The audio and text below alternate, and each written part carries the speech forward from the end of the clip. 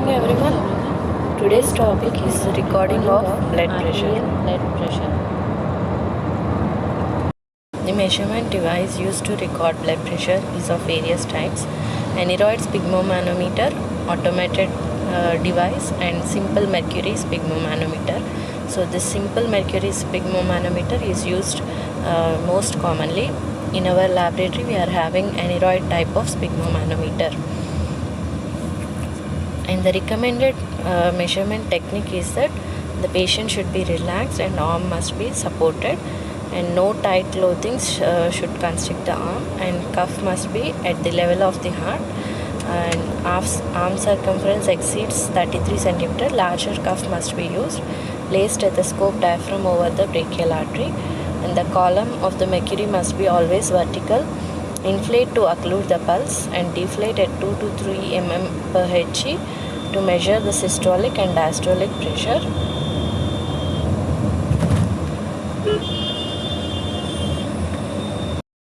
So this is the principle involved in recording blood pressure. So blood pressure to be measured is from the brachial artery. We are taking the blood pressure recording.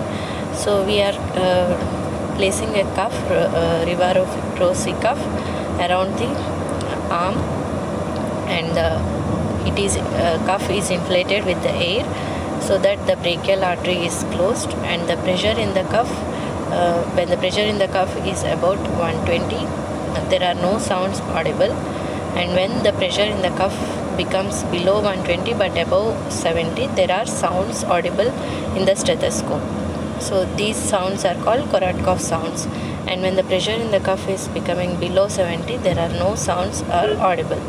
So that's how, using this principle, we are occluding the brachial artery and changing the flow of the blood so that it becomes turbulent and creates some sounds. So those sounds are heard with stethoscope.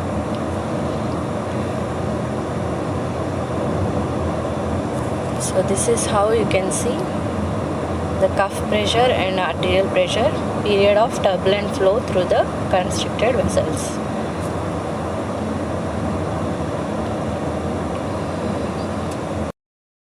So the blood pressure is the lateral pressure exerted by circulating blood upon the walls of the blood vessel. So the systolic and diastolic blood pressures are the two types of blood pressure. Systolic is the maximum pressure exerted on the vessel wall during contraction of heart chamber, that is by cardiac output we can get, and diastolic blood pressure is the minimum pressure exerted by the blood on the vessel wall during relaxation. So that represents the peripheral resistance. So BP is usually expressed as systolic over diastolic in mmHg. So normal resting blood pressure in adult is systolic 90 to 120 and diastolic 60 to 80. So we can represent as 90 by 60 mmHg or 120 by 80 is the normal adult blood pressure. And the next one is the pulse pressure. It is the difference between the systolic and diastolic blood pressures. So SBP minus DBP is the pulse pressure, and the normal pulse pressure in the adults is 30 to 40 mmHg. So it represents the pulsatility with which the blood flows through the blood vessel. And the next one is the mean arterial pressure, and it is defined as the average pressure on the cardiac cycle. So during the systole and diastole, how much pressure is the average out of the 1 minute of cardiac cycle. So it represents it is determined by using by knowing the systolic and diastolic pressures and then pulse pressure. So the formula for mean arterial pressure is diastolic blood pressure plus 1/3 pulse pressure. So diastolic blood pressure plus 1/3 pulse pressure gives the mean arterial pressure. So it represents the tissue perfusion. Okay, so the normal average mean arterial pressure is ranging from 90 to 100 mmHg.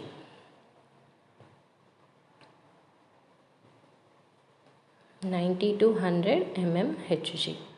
Okay, so that is the mean arterial blood pressure. And next, coming to the methods of the measuring blood pressure. So directly by placing a cannula or T-tube into the artery, and indirectly by using a sphygmomanometer. So sphygmomanometer is the most commonly used method, indirect method. So different types of apparatus we are having. We are using the mercury manometer. So mercury manometer is having the vertical long tube and shorter tube, and also the rubber bag or the Rivarossi cuff, and then two rubber tubings, and then one is connected to the inflatable part of the cuff and other tube is connected to the air bulb. So the air bulb we have to inflate so that the pressure in the cuff, the inflatable bag inflates and the pressure rises so that it can occlude the brachial artery. So these are all the various parts of the sphygmomanometer. And coming to the indirect method of measuring the blood pressure, we have palpatory, auscultatory and oscillatory methods. Okay, so first always we have to start with the palpatory method and then go to the auscultatory.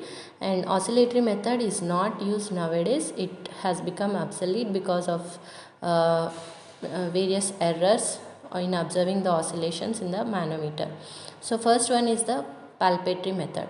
So tell the patient, so before proceeding we have to give some instructions to the patient that the patient has to sit and take rest for 5 minutes, and the sphygmomanometer has to be placed at the level of the patient's heart, check for the zero level of the mercury, and then ask the patient to relax, nothing to worry, and then expose the arm up to the shoulder. No need to take off the entire clothes, just expose the arm up to the shoulder and tie the cuff on arm about 2 finger or 1 inch above the cubital fossa.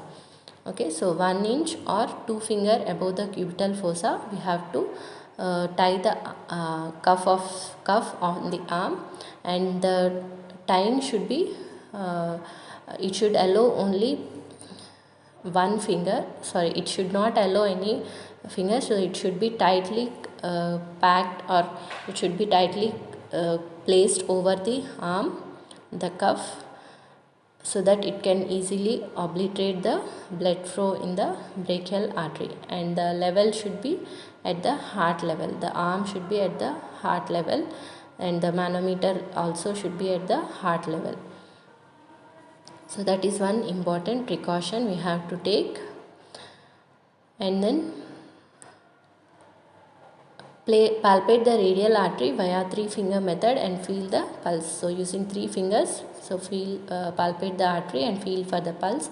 Hold the rubber tube in other hand, and then index finger and thumb should touch the leak valve screw. So holding the rubber tube, that is air bulb, and the leak valve screw should be closed, fixed or closed, and raise the pressure in the mercury manometer up to 10 mmHg above the level where the radial pulse disappears.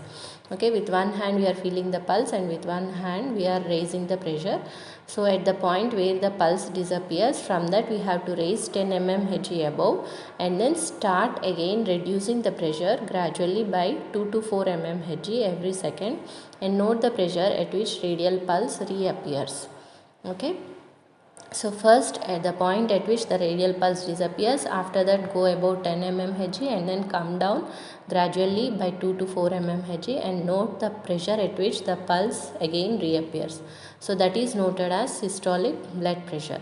So it must be always in even number, because the graduations are the difference between the two graduations or numbers are 2 to 4 mmHg. It cannot be an odd number, so it always be in even number. Okay, so that is the method of measuring, the palpatory method, recording the blood pressure by palpatory method. So the advantages is that to avoid the pitfall of the auscultatory method, that is in missing the auscultatory cap, and disadvantages is that it cannot measure the diastolic blood pressure, and it lacks accuracy because SBP it is lower than the actual value by 4 to 6 mmHg. So that is the main disadvantage with the palpatory method.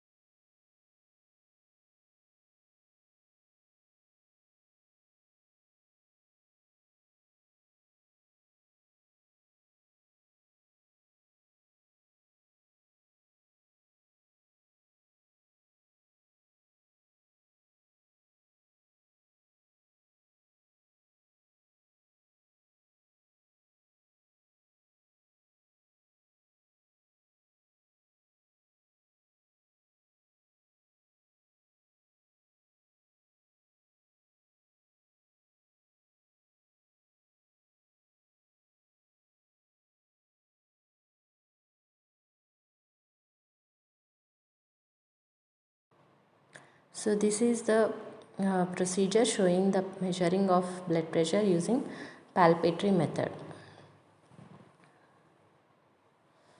So raise the pressure in the mercury and then slowly open the leak valve screw and reduce the pressure and mark the pressure when you feel the radial pulse. It is the systolic blood pressure. So it measures only the systolic and it cannot measure the diastolic blood pressure, which is the disadvantage with the palpatory method. And then the next method is auscultatory method. So first we have to record the SBP by palpatory, and then after that SBP we have to raise the pressure 30 mmHg above the palpatory level. That is, suppose we got 120 with palpatory, we have to raise the pressure in auscultatory till the 150. 120 plus 30 is 150. And then place the diaphragm part of the stethoscope on brachial artery in cubital fossa and start lowering the pressure at 2 to 4 mmHg and note the pressure when you hear the sound. So that is the systolic blood pressure. Okay, so with the help of stethoscope, which is the diaphragm placed over the brachial artery in cubital fossa. So with the help of the air bulb, start lowering the pressure from 150, and the pressure where at which point you are able to hear the sounds from the stethoscope, it is noted as systolic. And continue lowering the blood pressure and note the pressure at which the sound disappears. So that is called diastolic blood pressure. Okay, so by auscultatory, always first the recorded systolic blood pressure with the palpatory method. From that point we have to go above 30 and then slowly come down. The first point at which we are able to hear the sound, that is SBP, and then sound at the point where the sound disappears is the diastolic blood pressure. So that is the method of determining auscultatory method. Determining blood pressure with the auscultatory method. So this is having many advantages because we can determine both SBP and EBP, and also we can easily determine the hypertensive patients.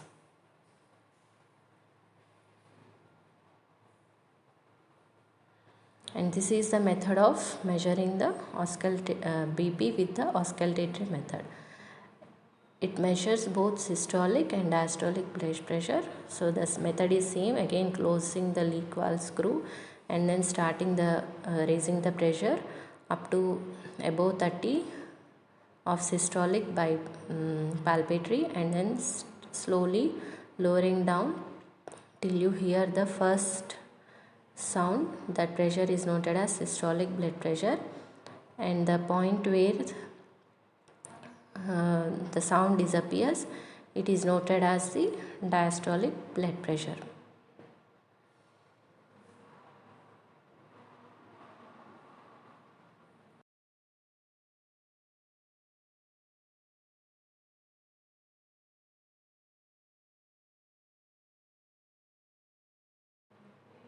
So the sounds which are produced during the auscultatory method are known as Korotkov sounds. So the phase 1, there are 5 phases of sounds. The first phase, from where we are starting the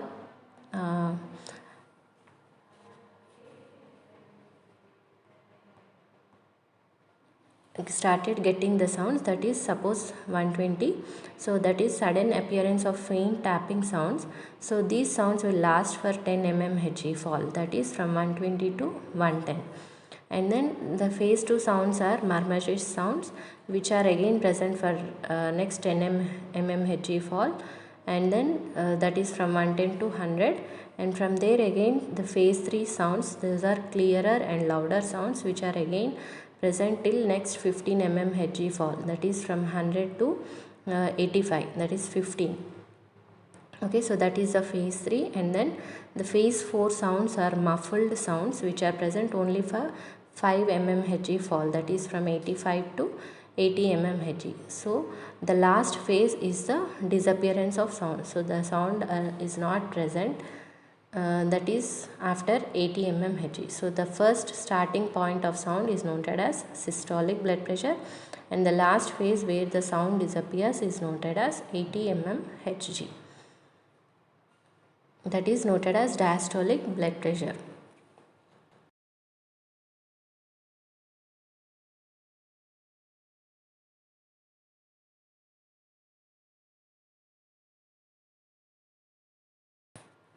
So in severely hypertensives, after the first appearance of sound, so that is after the first appearance of sound, that is systolic blood pressure, occasionally it gets disappears near to the point 200 mmHg and appears in a range around 20 to 50 mmHg and later finally disappears at the point of diastolic blood pressure.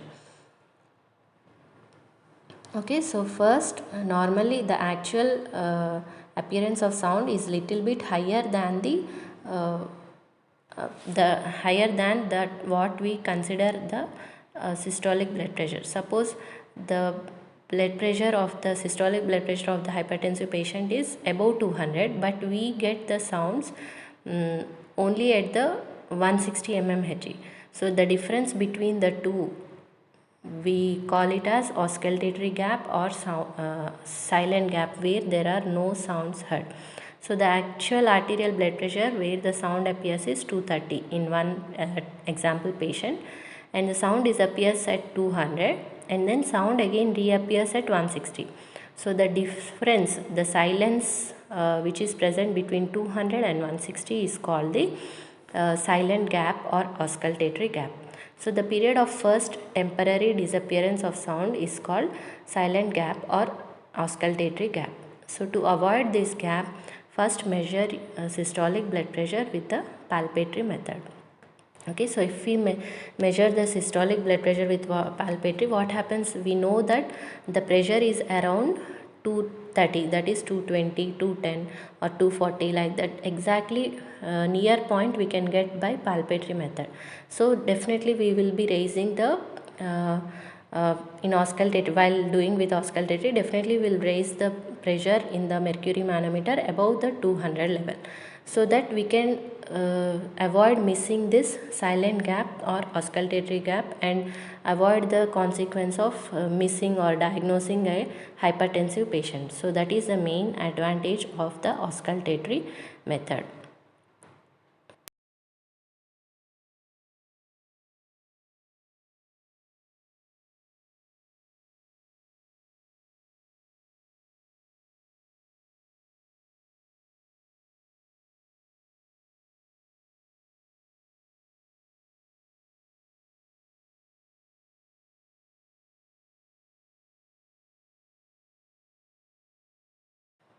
So the next method is oscillatory method, which is very obsolete nowadays.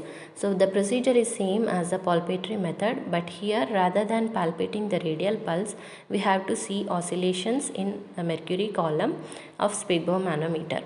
Okay, so the mercury column will be having oscillations when there is a change in the turbulence of blood flow. That is, the pressure in cuff is raised, and note the point when oscillations appear and disappear. Okay, so the point where the oscillation appears is systolic blood pressure, and where the at the point where the oscillations disappear is noted as the diastolic blood pressure.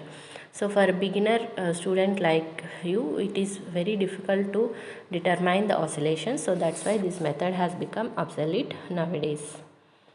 Okay, so this is the procedure of recording blood pressure by oscillatory method. Okay, so if you can see, the picture is not so clear. So the oscillations, so when you do this practical after you come back to college, we can easily note these oscillations. Okay, so the point where the oscillations appear is SBP, and where the oscillations disappear is the diastolic blood pressure, and this method is not routinely used nowadays.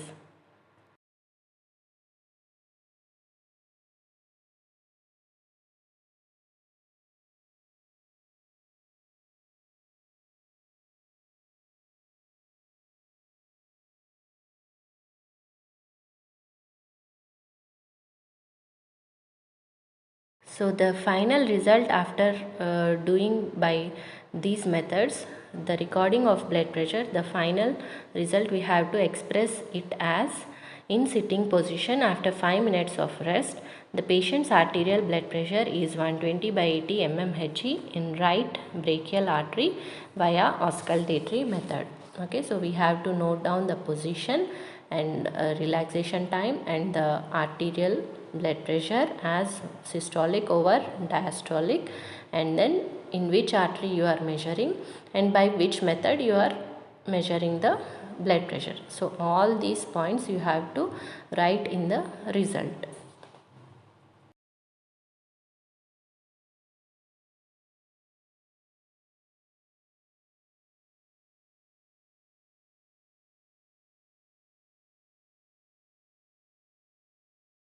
So the normal expression of the blood pressure is of three categories, that is optimum blood pressure, normal and high normal.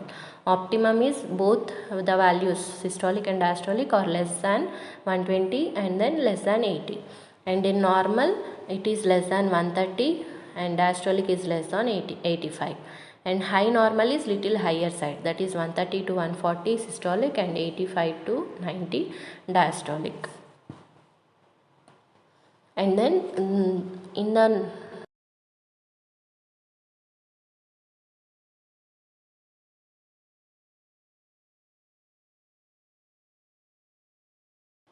in hypertensive patients, we can categorize them as three grades: mild, moderate, and severe, or grade 1, 2, 3.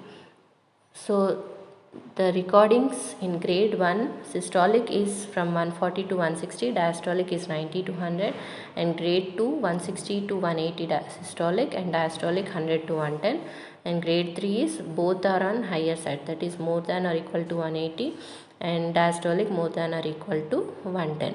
So these are important values which we have to remember: the normal blood pressure recordings, and in a hypertensive patient the three grades of hypertension 1, 2, 3. So the systolic and diastolic values we have to remember.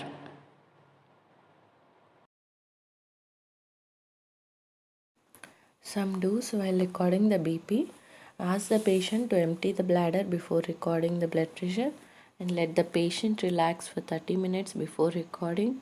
If patient comes on foot from a distance, let the patient warm up if it is cold outside, and counsel the patient, make him comfortable and ask him to remain calm during the procedure. Make the patient sit with straight back, like sitting on a dining chair with arms supported on the table with both feet resting on the ground. So this position, making the patient to sit with straight back and with feet resting on the ground, this is very important, and support the arm on the table on which the apparatus has been placed. Best position for the procedure is sitting position. If it is being recorded in the lying down position, then rest the arm on a pillow to bring it to the level of heart. So the arm should be at the level of heart. This is also very important point. Recording should be at the same time on the same limb and in same posture every time to get correct recording. Cuff should be of proper size. The bladder of cuff should cover 40% of circumference of the arm and 2/3 of the length of the arm, and ensure there is no zero error in the apparatus. And some don'ts which we shouldn't do while recording the blood pressure: for monitoring BP, patient should not suffer from any illness at that time. Patient should not take alcohol or caffeine at least 30 minutes before recording the BP. Patient should not talk, laugh, sneeze, cry, weep, and should breathe smoothly during the procedure. And patient should not eat or take anything orally at least 30 minutes before recording the BP. And patient should not sit with legs crossed. There should be no medical problem in that arm. Patient should not smoke within 30 minutes of the procedure, and patient should not do any exercise within 30 minutes of the procedure. The cuff should not be applied over the clothes. The clothes should not be folded up to expose the arm. If unavoidable, then ensure that these should not be constricting on the arm. And choosing the correct blood pressure cuff size for measuring or recording the blood pressure at home, and measure the circumference of your upper arm with a cloth measuring tape midway between the elbow and shoulder. Choose a cuff size that includes this measurement. Position for taking blood pressure at home is rest for 5 minutes before measuring BP. Sit in a chair with both feet flat on the ground and back straight. Place your arm at the level of your heart or chest. Stay still and do not talk as your blood pressure machine operates.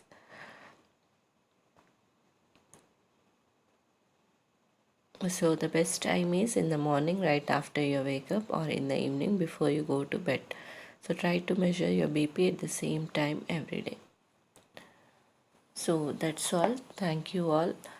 I have covered the recording of blood pressure in this class. So next class we will see the effect of exercise and posture on the blood pressure.